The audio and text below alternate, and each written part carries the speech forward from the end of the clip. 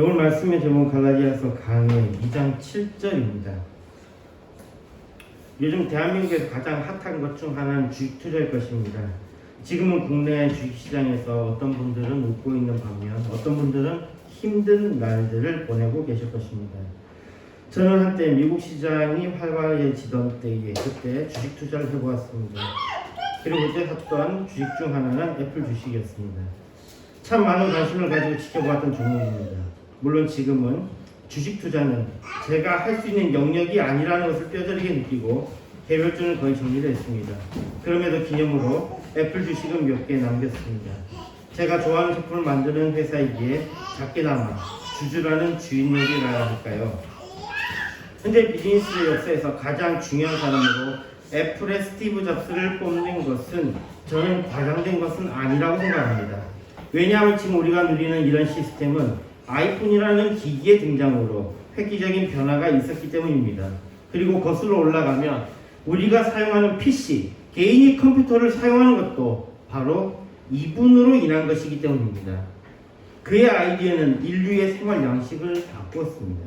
잡스는 자신의 인생을 바쳐서 그의 집 창고에서부터 피땀 흘려 애플이라는 혁신적인 회사를 일궈냈습니다.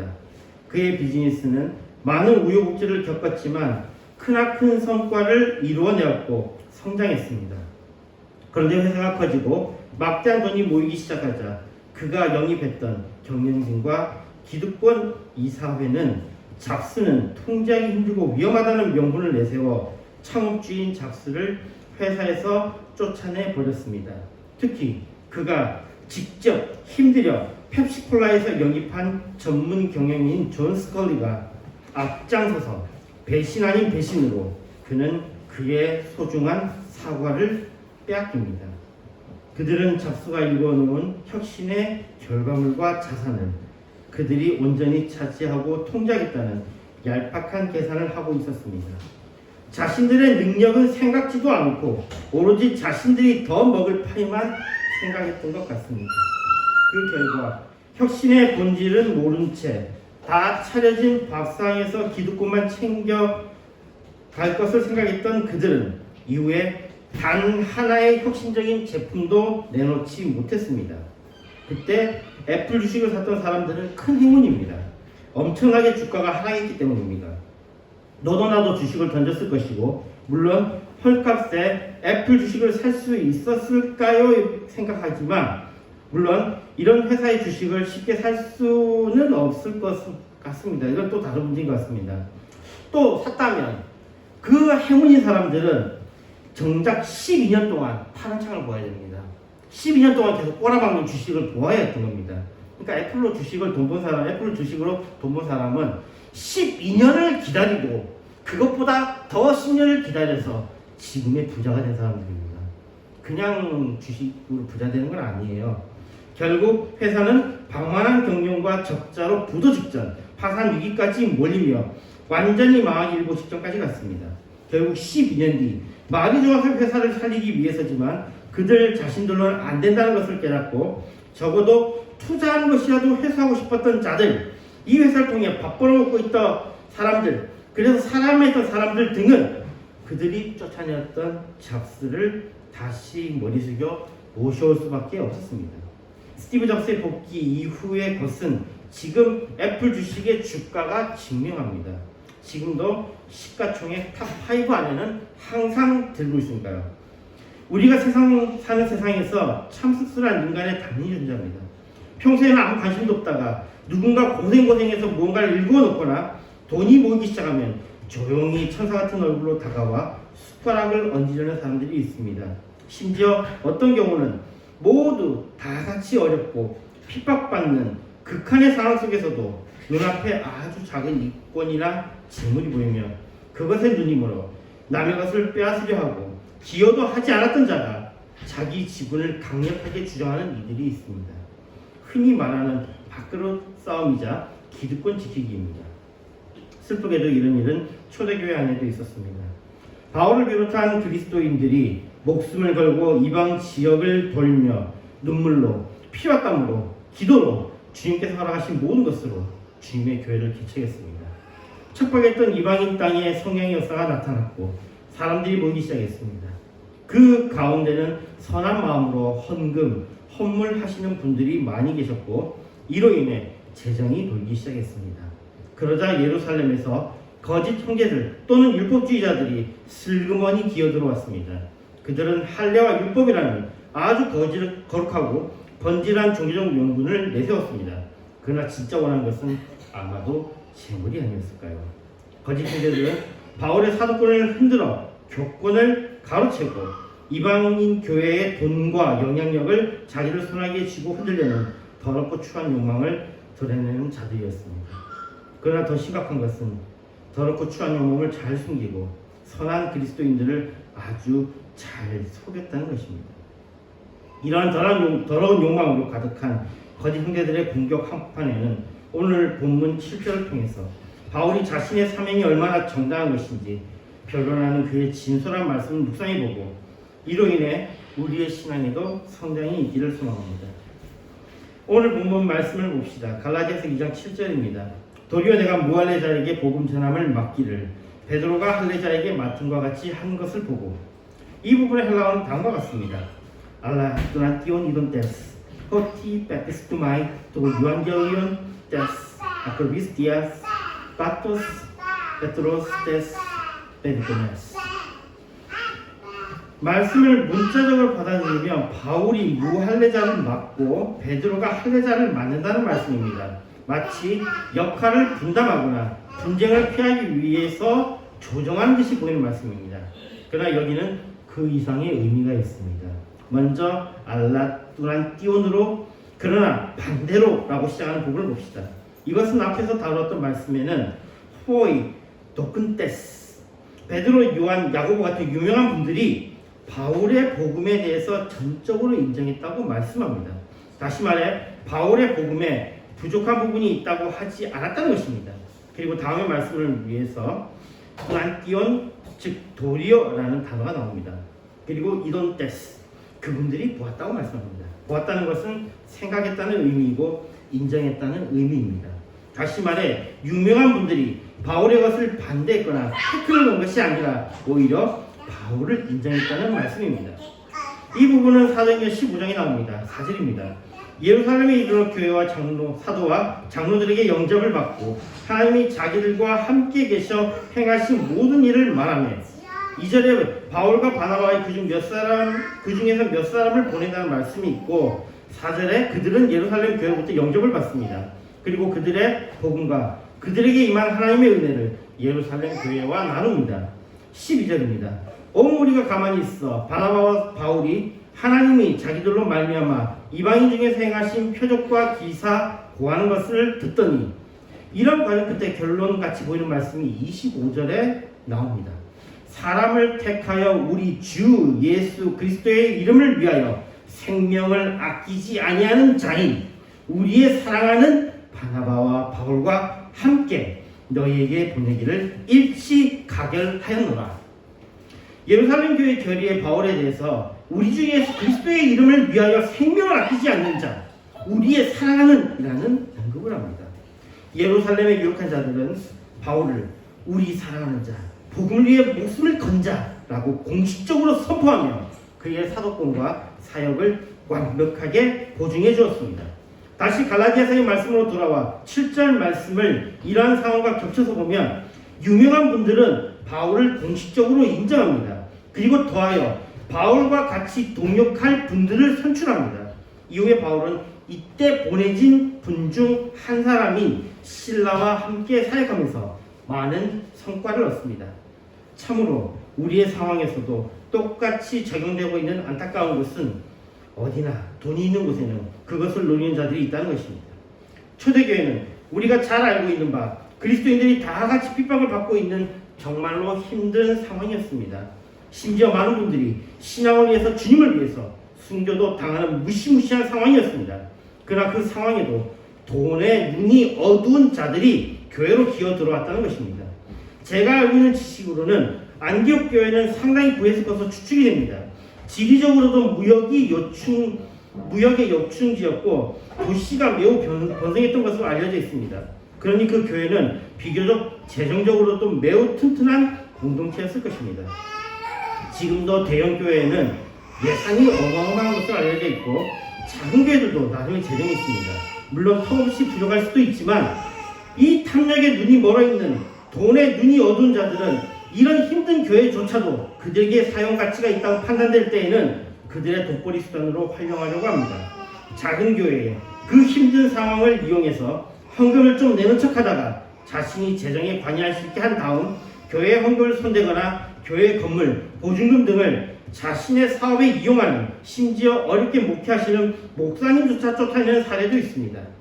그 부유한 도시에 그 풍성한 안디옥 교회는 돈에 눈먼 자들에게는 결코 그냥 지나칠 수 없는 먹잇감이었습니다. 그리고 그들의 눈에 보아하니 이 교회에는 크게 영향력을 미치는 사람 중 하나가 바울이었던 것으로 판단이 되었을 것이고 그를 제거하면 그들의 목적을 달성하기 쉬울 것으로 생각하는 듯이 보입니다. 이에 그들이 사용한 무기는 거짓이었습니다. 그거 아십니까? 사람들은 의외로 진리에 익지 못합니다. 그리고 의외로 거짓을 잘 따르고 믿습니다. 사람이 이성적이라고 주장하시는 분들이 있는데 몰라도 너무 모르는 말씀입니다. 사람이 이성적이었다면 일제시대에 독교의 대지진으로 인해 피해가 조선인들이 우물에 독을 풀어서 그랬다는 이야기는 통하지 않았어야 합니다. 그러나 역사가 증명하듯 수많은 조선인들이 죽임을 당했습니다. 로마의 대화재가 났을 때 네로가 유대인들이 불을 질렀다고 거짓을 말했는데 인간이 이상적이었다면 유대인들은 그렇게 죽임을 당하지 않았어야 합니다. 거짓 형제들은 정말로 강력한 무기인 거짓으로 안디옥 교회에 침투해서 그들이 원하는 바를 얻으려고 했습니다. 그러나 바울은 그들에게는 정말로 강적이었습니다. 오늘 말씀에도 중요한 논리가 하나 더 숨어 있습니다. 일단 피스티오마이를 봅시다. 이것은 믿다라는 피스티오 동사의 현재 완료 수동태 1인칭 단수 형태입니다. 바울에게 맡겨졌다는 말씀입니다. 그에게 복음이 맡겨졌다는 말씀입니다. 그에게 아크로비스티아스 무할례자에게 복음을 전하는 것이 맡겨졌다는 말씀입니다. 마치 베드로에게 베리토메 할례자에게 복음을 전하는 것이 맡겨졌듯이 바울에게는 무할례자에게 복음을 전하는 것이 맡겨졌다는 말씀입니다. 여기서 주목할 것은 까토스, 정말로 중요한 의미를 담고 있는 단어입니다. 번역은 뭐뭐처럼으로 번역할 수 있습니다. 사도행전의 말씀을 보면 바울을 이방인에게 보내는 것은 확실히 맞습니다. 그리고 베드로는 예루살렘 교회에서 그의 역할을 합니다. 그런데 바울은 유대인들에게 복음을 전하지 않았습니까? 반대로 베드로는 이방인들에게 복음을 전하지 않았습니까? 어떤 사람들은 이것에 대해서 마치 역할을 나누어 갈등을 피하라는 것으로 해석을 하는데 이 까토스의 진짜 의미는 이것입니다. 베드로가 전하는 그 복음이 바울의 복음과 같다는 것입니다. 그래서 베드로가 할례자에게 복음을 전하는 것과 같이 바울이 무할례자에게 복음을 전할 수 있는 것도 그들의 복음이 완전히 일치했기 때문입니다. 만약에 분업을 했다면 같은 복음이었기에 분업도 강한 것입니다. 그러기에 이 말씀은 분업을 넘어 베드로의 복음이 바울의 복음과 바울의 복음이 베드로의 복음과 완전히 일치함을 다시 강조하는 것입니다. 그리고 그 동일한 복음을 전함을 예루살렘 교회의 유명한 분들이 보았다는 것입니다.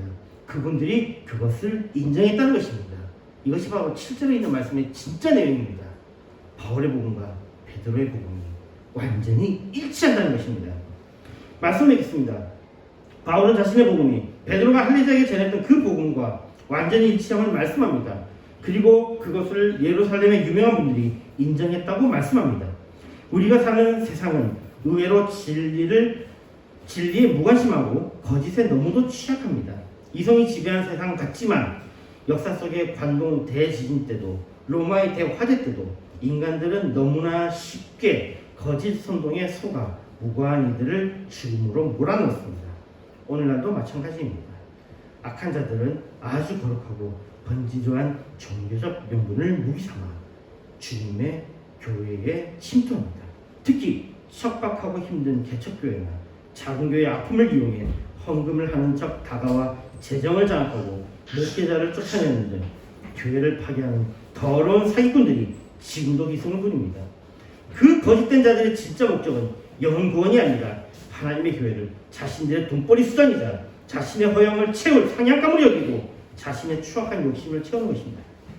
이러한 자들이 그토록 잔인하게 우리를 흔들 때 우리는 무엇을 붙들어야 합니까? 바울은 인간적인 변명이나 진타산으로 맞서지 않았습니다. 베드로의 복음과 자신의 복음이 본질적으로 완벽하게 일치한다는 확신과 오직 그 순수한 복음 하나만을 붙들었습니다. 세상이 아무리 자극적인 거짓과 음해로 우리를 흔들지라도 그리스도인들은 오직 변하지 않는 명확한 복음의 진리 위에 설 수 있습니다. 사람의 말, 세상의 소리에 귀 닫고 온전한 말씀에 귀 기울입시다. 세상은 거짓을 믿는 경향이 있습니다. 그럼에도 진리 안에 사는 우리는 이러한 거짓에 굴복하지 말아야 합니다. 억울한 소문과 오해 앞에 변명하느라 힘들 필요도 없습니다. 내가 서 있는 가정과 일터, 교회에서 묵묵히 하나님의 살아계심을 삶의 열매로 증명해냅시다. 그러면서도 거짓을 무시할 것이 아니라 적절히 잘 대처할 수 있는 지혜를 구하며 우리가 할 수 있는 것을 해봅시다. 주님이 함께 하심으로 오히려 선을 이루실 것입니다. 돈과 사랑을 흔들지 말고 주님을 믿고 의지하며 주님이 주신 사명에 당당함과 확신으로 날마다 승리하시는 삶을 살기를, 주님의 허락하신 복 받는 삶을 살기를 소망합니다. 로마서 8장 28절에 말씀합니다. 우리가 알거니와 하나님을 사랑하는 자, 곧 그 뜻대로 부르심을 입은 자들에게는 모든 것이 합력하여 선을 이루느니라. 주기도하시겠습니다.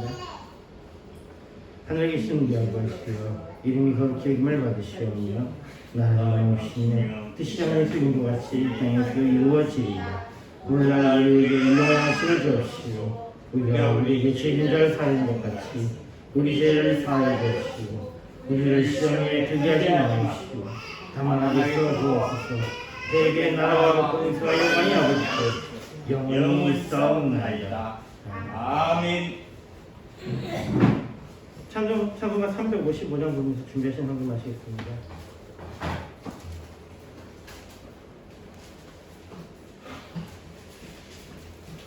찬송가 355장입니다.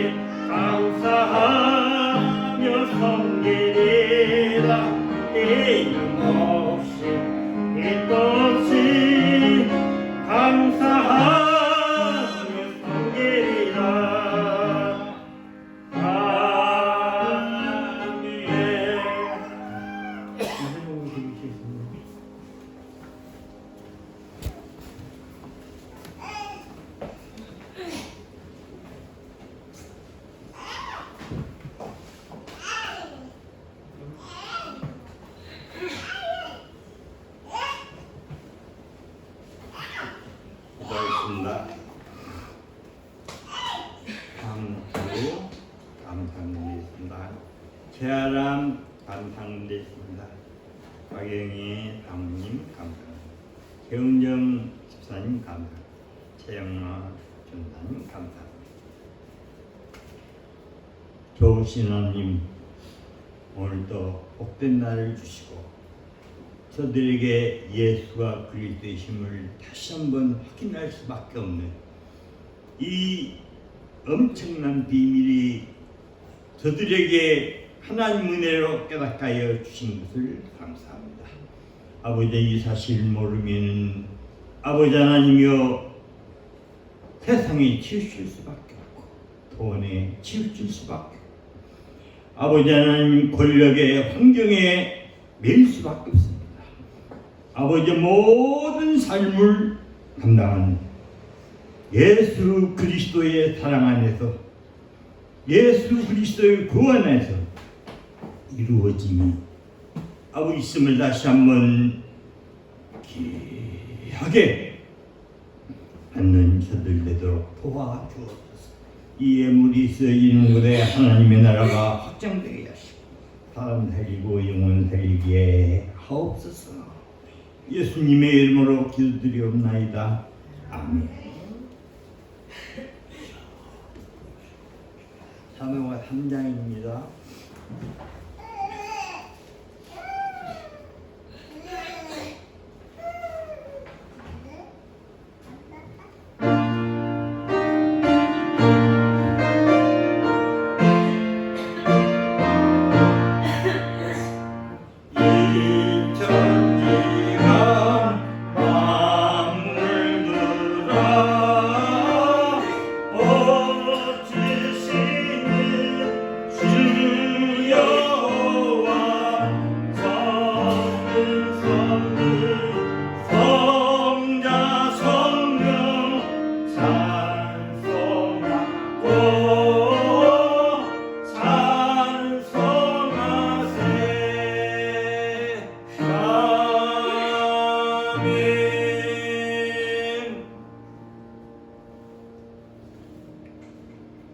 우리 구주 예수 그리스도의 은혜와 그 크신 하나님의 사랑과 성령님에게 통하심 오늘 예배한 목양교회 사랑하는 성도들의 가정예와 하나님 아버지 하나님 온 천하의 예수 이름으로 오늘 또 예배드리며 예수 이름으로 살아가기를 원하는 모든 자들 머리 위에 앞으로 전도 받아서 구원받을 자들 머리 위에와 가정 위에 하는 일 이제부터 영원토록 항상 함께 있을지어다. 아멘.